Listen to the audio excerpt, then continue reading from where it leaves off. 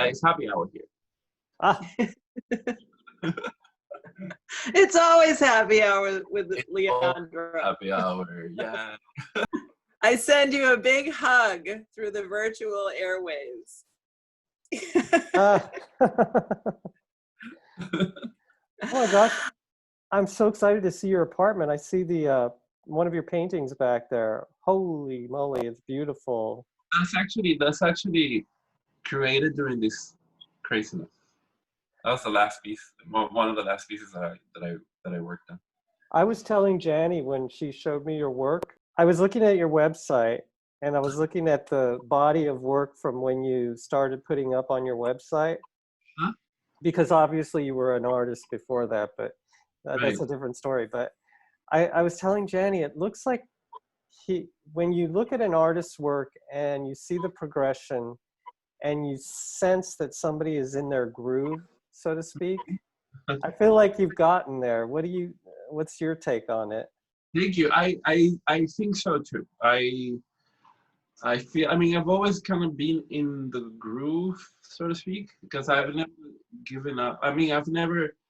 It's part of who I am. Right. So Right. I always paint. I always create. I always do something. I don't care where it is. But lately, especially with the SCAF residency, with the art residency, that was like the push that I needed. Yeah. I don't know. Because I feel like the voice is very clear, no? Yes. Even though sometimes I feel it's not like inside me, but I don't, that's besides the point. That's something between me and myself and my artist. But it is because there is, I mean, I made a decision about in 2015. Mm-hmm. I was actually living in San Diego. And I loved San Diego and I wanted to stay, but there was something inside me that was like, you can't stay. You need to go back. And I didn't know to what, because I wasn't really crazy to stay in New York. It wasn't part of the plan, but I decided to follow my instinct, even though I had lots of doubts and fear, but I came back and I'm happy I did, because everything that happened from that point on has led me to where I am right now. And I think that's the difference, that before it was kind of like all over the place. Now it's very clear to me. I made this decision against all the odds. I had a good job and I had, the beautiful city. And I said, to hell with everything. Right. Go back and I'm gonna see. And I remember being like frozen, like I would lay down on the floor like, oh my god, what am I gonna do? So I started little by little, and and this is great. And I don't know, Jani, I don't think you know, but I think you probably saw it on Instagram, but I rented a studio at Mana. Yes, I saw it because you just posted something about you were moving in and getting comfy. So that is the other step that I made. So I think it shows in my painting, it shows in my work that I'm in a solid place, a semi-solid place. How did Eileen Kaminsky how did she discover you, or how did you get in touch with her? How did that happen? Well, I think it was in 2015 that my friends and I went to an open house in Mana. And we just walked in, and she was there, and so was Gina, and we asked, like, what do we need to do to be here? Because it was, two friends of mine who are artists as well. Right. And she said, just fill this out. And I was the last one out of the group to do it. I did it this year, out of all year. So, but it was perfect. It was perfect. And she's been wonderful. The whole SCAF family is amazing. They're very, very, they give us this great opportunity. Are you a traditional in the sense that, did you study art, or are you self-taught, or how did that come about? No, I did. I mean, I went to School of Visual Arts. But first in Venezuela, I studied drafting in high school. So that was like 6 years of training that was the only art class that I had, and I was like super happy. but it was perfect because that was the foundation. So I learned a lot from that.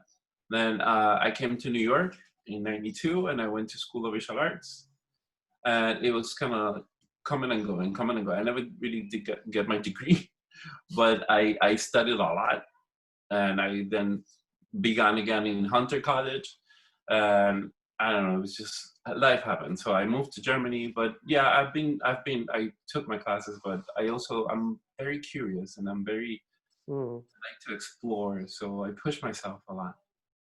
No, it's very cool. I love the style of your painting. I don't know. It just, it reminds me of so many things. Who is like your art hero at the moment, or your group of art heroes that you find inspiration from? Well, there's so many. I mean, Frida Kahlo is a big influence. Yeah. Right? But I go from Max Beckham to Pedro León Zapata, which is a Venezuelan painter. Mhm. And I love Gauguin. I like Picasso, like, the masters. I love Kerry James Marshall. I love his work, and so I have a lot of sources of admiration. Yep. Yep.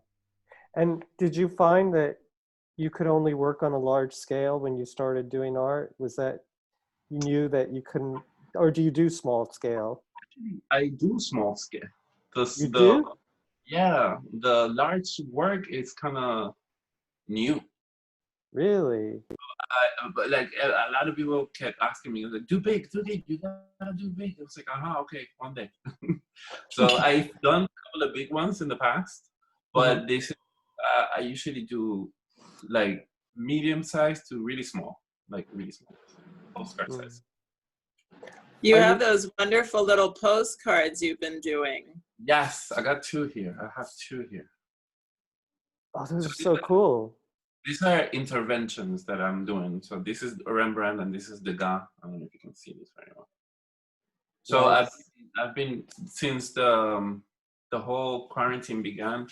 I was trying to find a way to communicate with people, and I back in the day when I used to when postcards were when mail was something that we used, I used to send postcards all the time. So I was like, oh, this is kind of cool. And I have a collection of postcards. So I found this whole bunch of Rembrandts, and I started painting on them. And I started sending them to friends, kind of like saying, hey, I'm here. We're okay. And it's a fun project for me, for them, for the people who get it. So there's one coming, Johnny.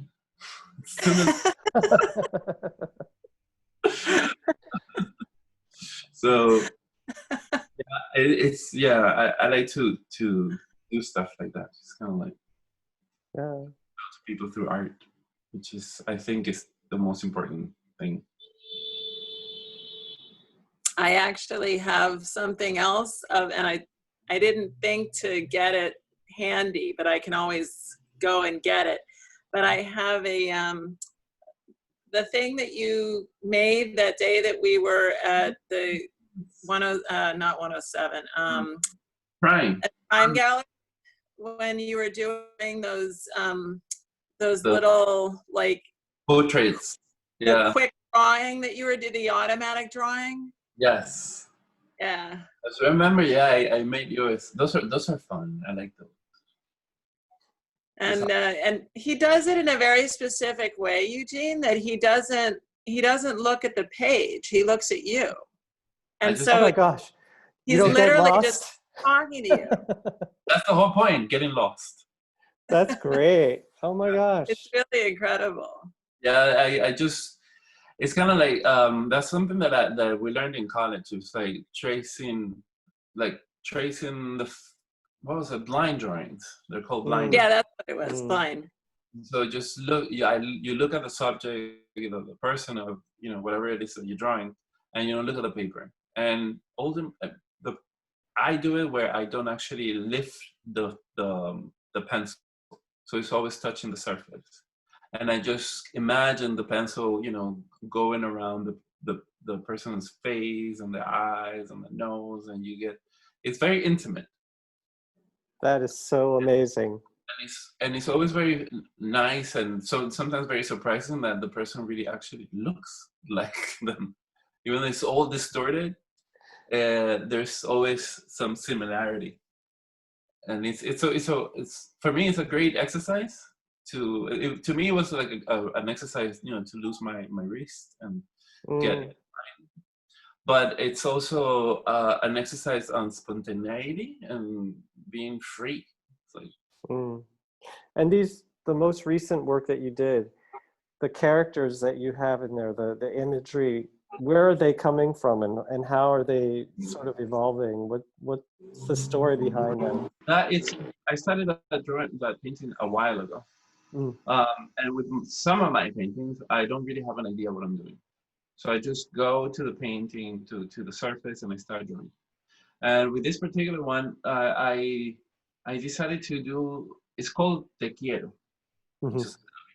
And it's kind of like all this since we were quarantined and we couldn't touch each other or embrace each other. This is kind of like a mix of, a rush of people moving about.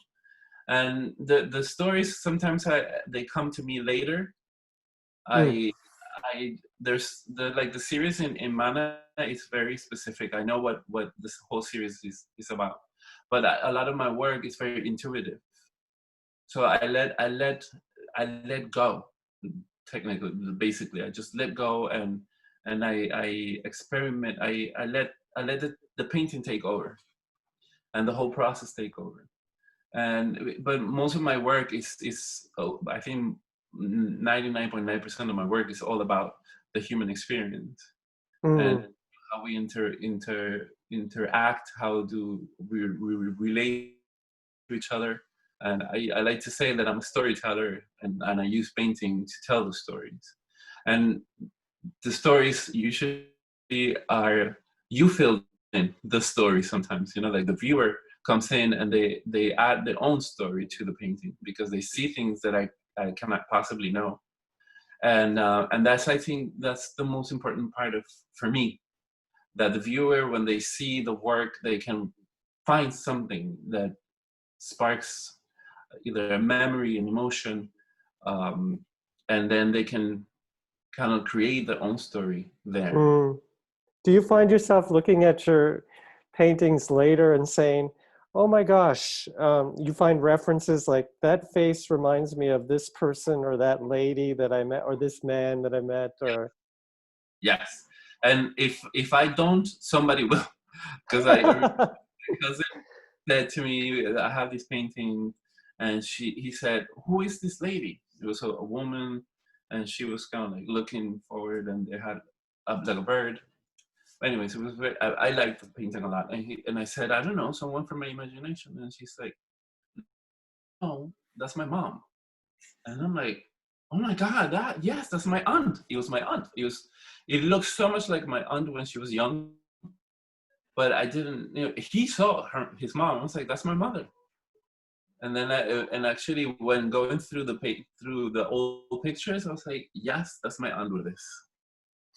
So that happens a lot. And I have a friend that she kept popping up in all my paintings. Like, that's my Davis. Yeah, that's my Davis. Oh, that's my Davis. So, it's like, I don't do it on purpose, but, I guess. And that's what I say. I collect stories, people, faces. And when I'm in this moment with my painting and my drawing, they come out. And then later, either I find them or somebody else find them, and it's fun that way. And how do you decide, or is it just a feeling that you have about color? Well, color, I very much related to emotions. So it doesn't happen on purpose, but if I feel that the person or the figure is dramatic, or I want to have, the moment is something very explosive or soothing, I would choose the color to emulate that. So, you know, or before I used to do like, okay, if I paint a face, and then, you know, it would be like, I don't know, a brown face, but it would have like a hint of red on one side. And that red to me would symbolize, you know, a passion or love, or if it had a little bit of green, to me it would symbolize like a little hope in their face, you know. So yeah, I play colors like that. That's very cool. Very cool. And it keeps them, and I'm, you know, I had my period where everything was black and white. It was black, white, and red, and then I slowly switched to color again. I was like pre that period, I was very colorful. Then it became really dark, and then I kind of came out and started using colors again. What kind of paints do you use? Use acrylic. Usually acrylic. But I use house paint. I use markers. I use whatever whatever taints and paints. I use it. That's great. And you work primarily on canvas, or do you ever use other? Paper. I used to do a lot of paper. Love to work on paper, and also on wood. I love painting on wood. What was it about Esquef that really changed you? What did they do? What was the experience there that was so amazing? Well, being able to, first of all, it was the first time I had a space solely for painting. That wasn't a classroom. That was mine. And that experience was very interesting because I always painted. I could paint anywhere. I could paint here. I used to paint on my kitchen. But having this space made me realize how much that dedicating your space to your energy, to your craft, it is so important to me anyways now. And this is why I decided to rent a studio finally, because I realized that it's like, you know, this is a sacred space. This is the sacred space is just for painting. I'm not here to wash dishes, or I'm hungry, I'm gonna cook something, or the phone is ringing, or the neighbors is yelling, or, you know, I didn't water the plants. This is just for me. It's like going to work. I mean, you have an office, you go to work, and you spend 8 hours of your day sitting in a cubicle and typing away. So to me, having that experience in Esquef, that was one of the great things about it. That it kind of show me that it is important to have your own space and to dedicate that space solely for the purpose of creating. It sounds like you're getting a grasp, and understanding the value of what you do, and sort of honoring it. Does that make any sense? Yes, absolutely, yes. I've always honored what I did, but this is the next step. Yep. This is the next step, and I think I am ready now. I wasn't ready then because I had other things to do, which allowed me to get here. So if I hadn't done those things, perhaps I wouldn't have been able to get to this spot. Right. No regrets. It's a path. Yeah. It is a path, and I've learned a lot from that path, and I'm very grateful for everything that I've lived and experienced. But having this space was epic. And also interacting, you know, with my fellow painters. I made great relationship and great ties to all the participants in this. And it was a very special group because we were hit by the pandemic, and we were like thrown out of, like, all right, so nothing, that's it, go home. And we were kind of like, ooh, okay. So, what happened? So that turned it into something very special. You know, it's like, yeah. three of us decided to rent a space in Mana. So now three of ex SCAF residents are now in the basement with our own studios. Are you actively selling, or are you represented by anyone, or what? Well, I'm not represented. I was for a while, but not anymore. But I'm blessed enough to sell quite a bit on my own, and the galleries where I exhibit, most of the times I sell. Mhm. So I'm being very, very, very blessed that my work, is wanted. I don't know how to put it. No. It's like it's always the fear that you create something that no one wants. Yes, and I think it's I don't know what it is, because I know a lot of friends who have amazing work, and it's tough. It's tough to get to a point. I'm still like very surprised when somebody buys something, like, oh, okay, great, yes. So a part of me, like, I remember selling a piece a while ago for, I don't know, it was like $3,000, and I was talking to the person who bought it, and I said the price, and it was a whole preamble where I taught myself like, okay, so this is the price, and you gotta stick to it. And so I set the price, and I said, no, this guy's gonna say that's too much, and he said, oh yeah, of course, yeah, sure, no problem. And I'm like, oh, inside I was very young, and I was like, wow, my God, this guy's gonna spend $1,000. So that, aside from the monetary part, to me is, I honor it and I respect it, and it makes me very humble, Mm-hmm. because my work triggers something in you, moved you to that so much that you have to have this painting in your midst, and that to me is very humbling, Mm. and I respect it a lot. So I'm not. I don't paint to sell. It's great if you sell. It's fantastic.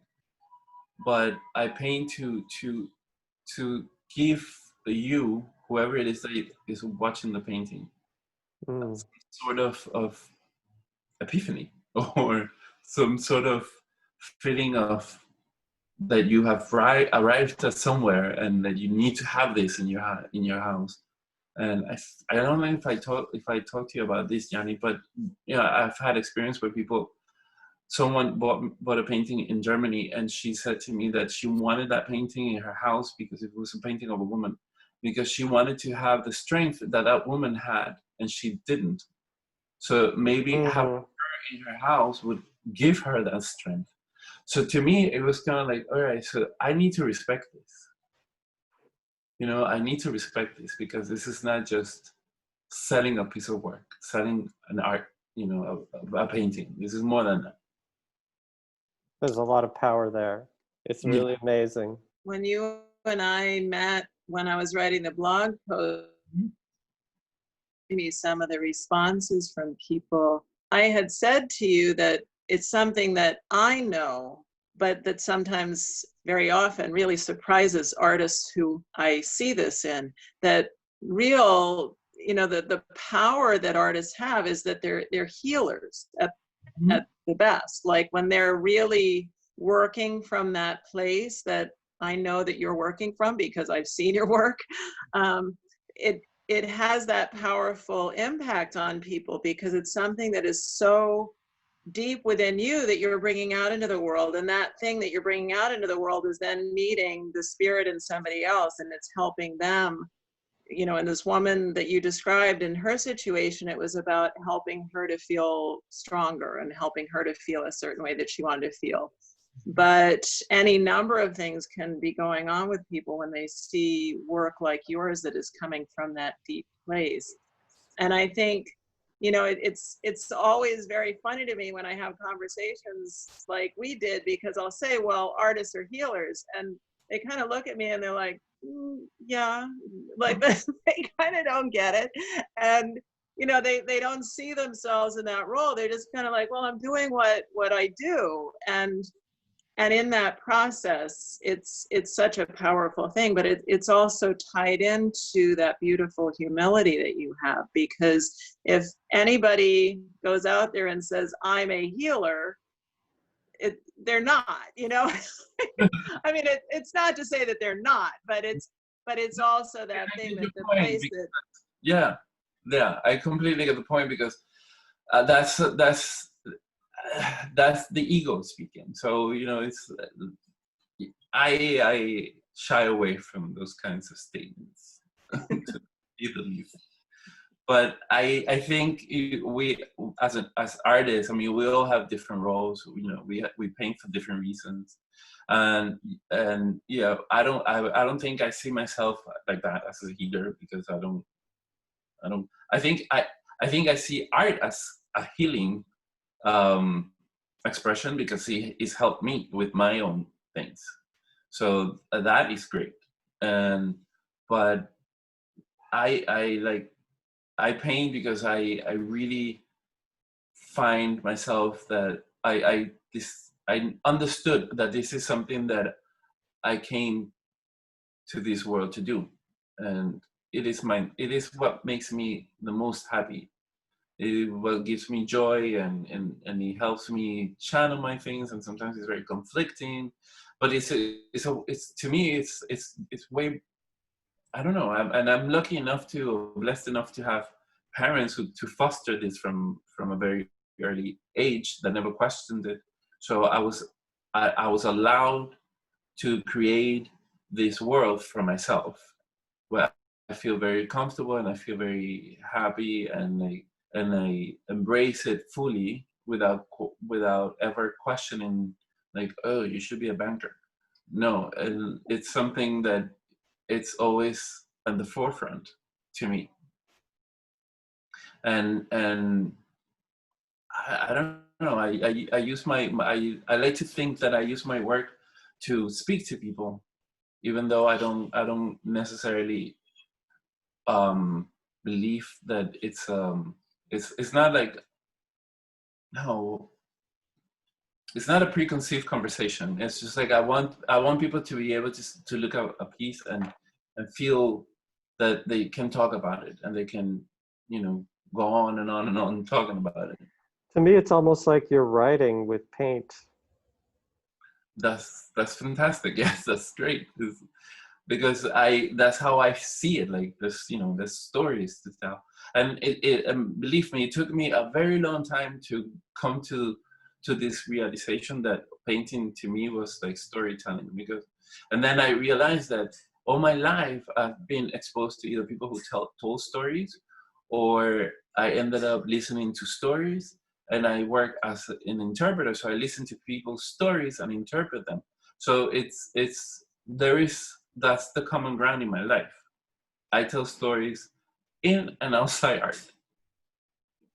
So having this platform to create a space, or to create paintings where people can find stories, where they can see themselves or see somebody else, and find some meaning to the something that they've gone through or are going through, is very powerful to me, and it's very. How quickly do you work? Are you prolific, or do you have moments of like, oh, I've got to do 5 paintings? Or I am not, but everyone else says that I'm a machine. So I say that no, I need to paint more. I'm like, no, you paint a lot. So yeah, I'm quite prolific. I paint a lot. I paint almost I paint every day.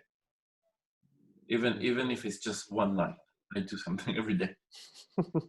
So, well, and I remember when I got to ESCAF, when you first, you hadn't been there that long when I first went over to meet with you there, and you already had a lot of stuff going on. I just remember being blown away, because I had seen your work, and I wrote about this in the blog, and I've told you this, but I'll just say it here too. I had seen your work, and I thought you were great, but then I walked in to meet with you specifically for the blog posts, and when I walked into your studio space, my jaw dropped, and I remember being like, Leandro, what the heck are you doing in here? This is like the best that I've seen. And it was so fast and so awesome. But that's what you were mentioning, Eugene, like the being in the groove, in the zone. When I'm there, yeah. There's nothing else. You're focused. I'm focused. I was like, forget it. I don't eat. You push through, yeah. I forget to eat, and this happened to me many, many times. I'm like, why do I have a headache? I'm like, oh, okay, yeah. I haven't eaten anything in all day. It's like no lunch, no breakfast, nothing. I'm just like amazing. Focused. And that's a fantastic a place to be. And when I'm there, then I create a lot, because it's almost like a constant flow of images and feelings, and you channel that, and then you just go. Well, and one of the things and I thought about this, and we talked about it a little bit at the time, because as we've been talking about, I was so amazed by not just the outpouring of work, but also the quality of the work and how much it had changed so quickly. And I think that, as you were saying, it took you a while to get there, because I know some of the other artists in that group who all ended up going to SCAF at some point, and they had gone, a couple of years before you. And so it was definitely over a period of time, and then you decided to do it. And it's almost making me think that maybe something in you finally said, okay, I'm going to allow myself Absolutely. to focus in this way. Absolutely. And, because you had told me also about, you had to write a letter to your work to get the time to be able to do this. And so it was a real commitment. It wasn't just like, oh, I've got some time, I'll do this. Yes, I had to orchestrate a lot of stuff. And that's the reason why I kept saying, oh no, I can't do it, because SCAF requires you to be there 20 hours a week. 25, and you have to be there mostly in the morning. And I was like, okay, so I work in the morning. It's like I have a full-time job, so how am I going to do this? So I have an excellent boss and supervisors, and I sat down with them and I told them what I was planning to do, and if they would allow me to, I only asked for 8 hours. Just give me 8 hours where I can not come to work, and then kind of move it around. If I could use those 8 hours during the week, and it worked out perfectly. It worked out perfectly. So everything kind of made it was fell into piece, and came to, everything just, I forgot the word. Just everything came together, and work life, my SCAF, everything was perfect. Yeah, I had no problems, no hiccup. I was super tired, but I was so pumped that I was like, nah, enough. I can do this. That's amazing.